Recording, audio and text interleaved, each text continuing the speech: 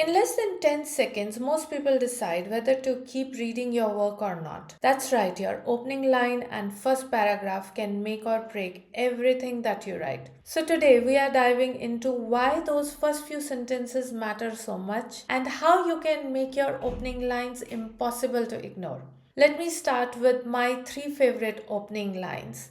The first one is, "My name is Agnes, but that is not important." The second one is, "Hello, I hope you are okay wherever you are in the world." And the third one is, "The sun didn't shine, it was too wet to play." Three completely different lines, three very different styles, but all of them have one thing in common. They grab your attention immediately. The first line comes from the Book of Goose.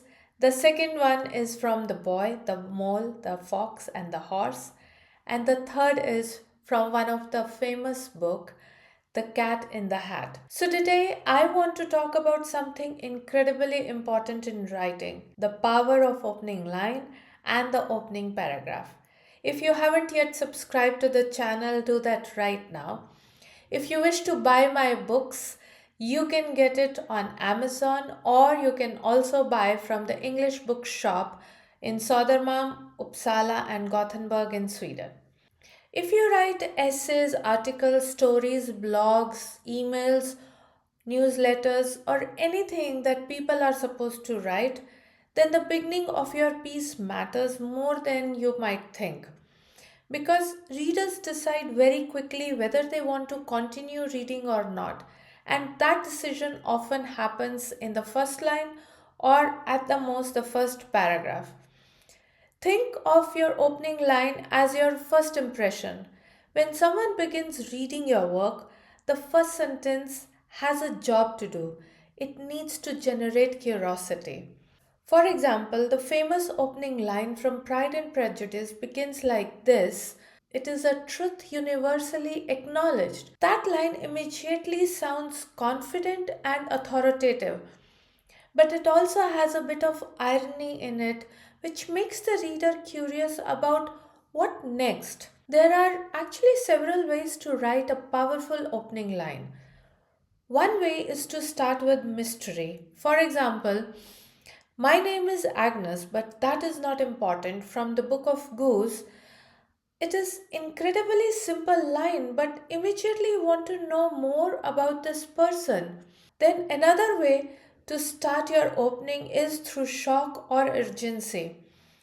For example, "The raindrops crashing against my windscreen grew larger and larger," from "Your second life begins when you realize you only have one." Right away, we know that the situation is serious and we want to understand what happened. The opening line with words like "crashing" is something that is generating curiosity. It is grabbing the attention of the reader. And then the drops getting bigger or larger is telling me that the visibility is quite low. So I want to know what is happening next. Does the car crashes or someone is hit by it? Another way to begin your opening is getting a emotional or a personal moment. For example, in The Boy, the Mole, the Fox, and the Horse, the story begins, "Hello, I hope you are okay wherever you are in the world." This single line hints at the well being, care, or the concern that author is showing towards the reader. Now, like an opening line hooks the reader, the first paragraph is what keeps them reading. The paragraph expands the moment, it gives a little more context, it sets the tone and builds the curiosity. For example, in the Book of Goose, the first paragraph reveals Fabian's death. It establishes Agnes as a reflective narrator. It introduces the central friendship and the loss of friendship. It also prepares readers to understand that the novel is not simply a story about two girls, but it is a life that is remembered and it is rewritten by somebody else. Little by little, the reader starts to understand the world of the story.